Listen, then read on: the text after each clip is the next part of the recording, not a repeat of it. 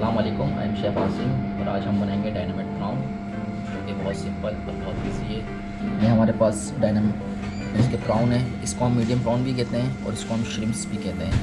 ये देख सकते हैं आप। डायनामाइट बैटर का जो हम बैटर बनाएंगे वो उसमें हमारे जो रिक्वायर्ड होगा, वाइट पेपर है, ऑयल है, मैदा है, कॉर्नफ्लोर है, चिकन पाउडर है, बेकिंग पाउडर है और ये हॉट ऑयल है। अब बैटर बनाने के लिए पहले हम कॉर्नफ्लोर लेंगे, उसके बाद ये मैदा है, बेकिंग पाउडर है, वाइट पेपर है, चिकन पाउडर है और ये ऑयल है और ये हमारा हॉट ऑयल है।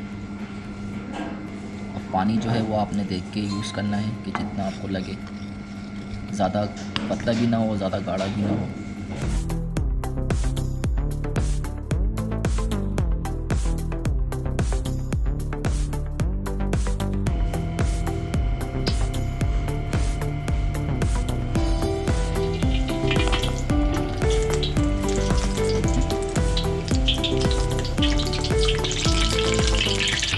इसको आप हल्के हल्के मूव करेंगे क्योंकि ये कलर जो है चारों तरफ से आना चाहिए, इस तरफ से मिलना चाहिए।